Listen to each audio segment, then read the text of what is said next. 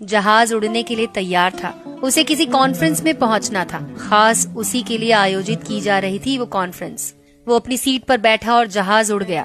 अभी कुछ दूर ही चला था कि कैप्टन ने ऐलान किया, तूफानी बारिश और बिजली की वजह से जहाज का रेडियो सिस्टम ठीक से काम कर नहीं रहा है, इसलिए हम करीबी एयरपोर्ट पर उतरने के लिए मजबूर हैं। जहाज उतरा और वो बाहर निकलकर कैप्टन से शिकायत करने लगा। उसका एक एक मिनट कीमती है।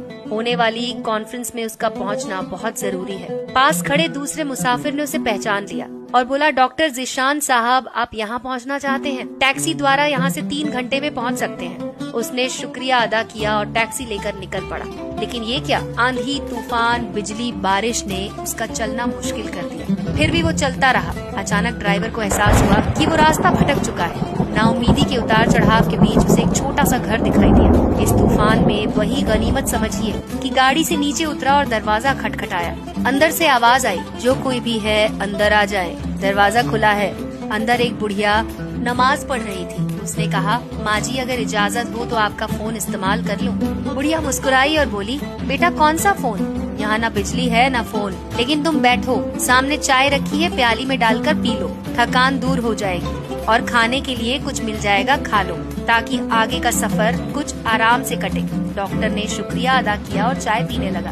बुढ़िया नमाज और दुआ में मशगूल थी। एक बच्चा कंबल में लपेटा पड़ा था, जिसे बुढ़िया थोड़ी देर में हिला देती थी। बुढ़िया जब फारिग हुई तो उसने कहा, माँ जी, आपके इखलाक और एहसान ने मुझ पर जादू कर दिया। आप मेरे लिए भी दुआ कीजिए। मुझे उम्मीद है कि आपकी दुआएं जरूर कबूल होंगी। बुढ़िया ने कहा, नहीं बेटा, ऐसी कोई बात नहीं। तुम राहगीर हो और राहगीर की खिदमत करने का हुक्म अल्लाह ने दिया है। मैंने तुम्हारे लिए भी दुआ की है। खुदा का शुक्र है, उसने मेरी हर दुआ सुनी है। बस एक दुआ की कबूलियत में शायद उसे ज्यादा समय लग रहा है। जब वो चाहेगा उसे भी कबूल कर लेगा। तब डॉक्टर ने पूछा, कौन सी दुआ?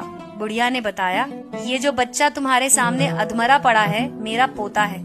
न इसकी माँ जिंदा है न बाप।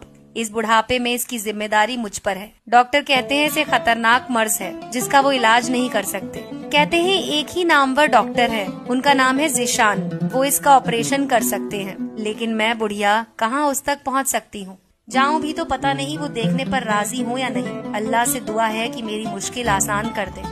डॉक्टर की आंखों से आंसुओं का सैलाब बहने लगा। वो भर्राई हुई आवाज में बोला, खुदा की कसम, आपकी दुआ ने हवाई जहाज को नीचे उतार दिया, आसमान पर बिजलियां कौंधवा दी, मुझे रास्ता भुलवा दिया ताकि मैं यहाँ तक आ जाऊँ। खुदा की कसम, मुझे यकीन ही नहीं हो रहा कि खुदा एक दुआ कबूल करके अपने बंदे के लिए इस तरह आसानी मुहैया करा सकता है। वो मुसब्बुल असबाब है। अल्लाह के बंदों, उसे लौ लगाकर तो देखो।